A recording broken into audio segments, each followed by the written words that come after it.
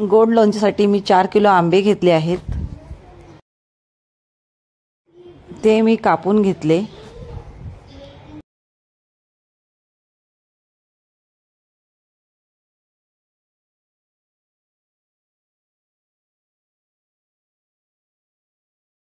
त्यामध्ये हळद टाकून ते मिक्स करून घेतले।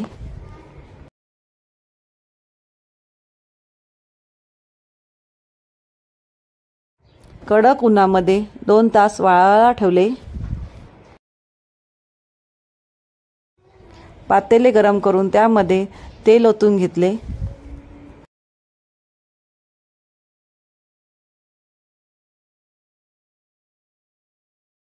बडीशेप आणि मेथी घालून घेतली आणि हिंगही घातले।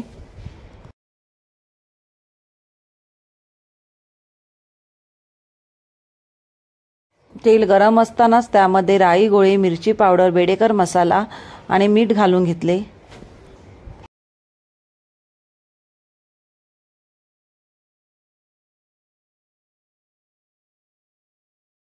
हळद घालून घेतली आणि मिक्स केले।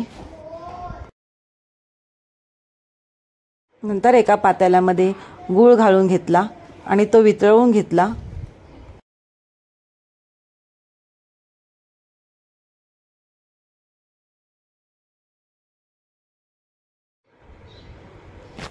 आपल्याला गुळाचा पाक करायचा नाहीये।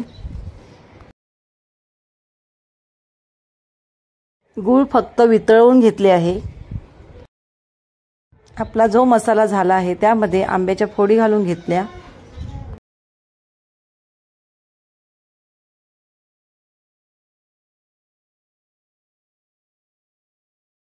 फोडीमध्ये गरम गूळ घालून घेतला, त्यामुळे गूळ व्यवस्थित वितळलं जाते।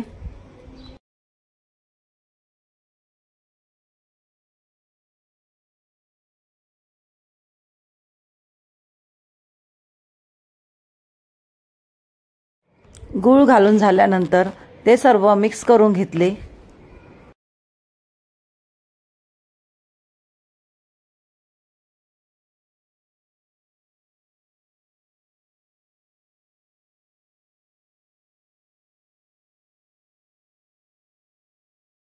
त्यामध्ये लवंग, वेलची आणि तज घालून घेतले।